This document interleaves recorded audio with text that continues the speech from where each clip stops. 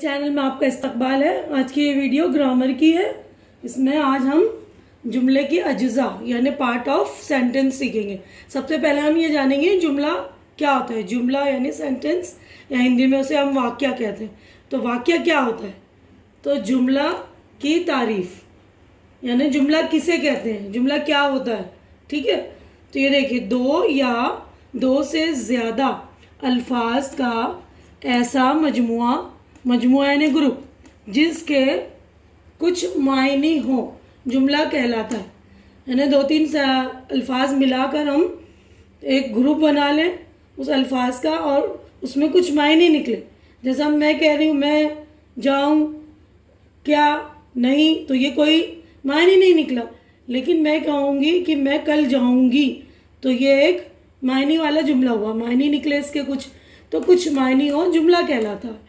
तो जुमला कहलाने के लिए मायने होना ज़रूरी है। जैसे राम दौड़ा, इसमें दो ही अल्फाज है लेकिन मीनिंग पूरा समझ में आ रहा है। अहमद ख़त लिखता है वगैरह। ठीक है, तो यहाँ पर हम जुमले के अज्जा, अज्जा यानी जुज़ वाहिद है और जुज़ की जमा अज्जा यानी पार्ट्स ऑफ सेंटेंस। सेंटेंस के पार्ट्स क्या क्या होते हैं, कितने हिस्से हैं जुमले में, कितने हिस्से होने चाहिए कि जुमला पूरा होने के लिए कौन कौन सी चीज़ें होना ज़रूरी है। तो देखिए, फ़ेल यानी काम, फ़ाइल काम करने वाला, मफ़ूल जिस पर काम का असर हो। ठीक है, तो यहाँ पर मैं देखिए डिटेलिंग में समझा रही हूँ आपको।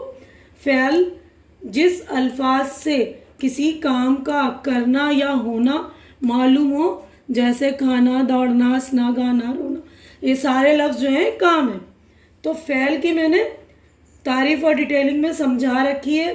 फ़ेल की किस्में भी आप मेरे ग्रामर के सेक्शन में जाइएगा, देख लीजिएगा, प्लेलिस्ट में जाकर फ़ेल को मैंने अच्छी तरह से डिटेलिंग में समझा दिया है। तो आज यहाँ पर हम जुमले के अज्जा कर रहे हैं। तो जुमले के अज्जा में पहला फ़ेल है, फिर दूसरा है फ़ाइल, वो अल्फाज जो किसी काम करने वाले को बतलाए, यानी जो काम कर रहा है। जैसे अनवर ख़त लिखता है, तो ख़त कौन लिख रहा है? अनवर है ना। तो इस जुमले में ख़त लिखने वाला अनवर है, इसलिए अनवर फ़ाइल है।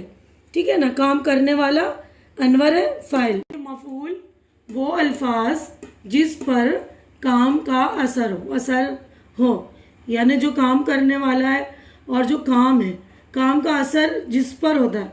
जैसे रहमत किताब पढ़ रहा है, तो पढ़ने का काम रहमत कर रहा है, काम रहमत कर रहा है, लेकिन किताब पढ़ रहा है ना, तो काम का असर किताब पर है। तो इस जुमले में किताब पर काम यानी पढ़ने का असर हो रहा है, इसलिए इस जुमले में किताब मफ़ऊल है। तो मेरे ख्याल से ये आपको समझ में आ ही गया होगा, बहुत ही ईजी है। तो आज के लिए इतना ही।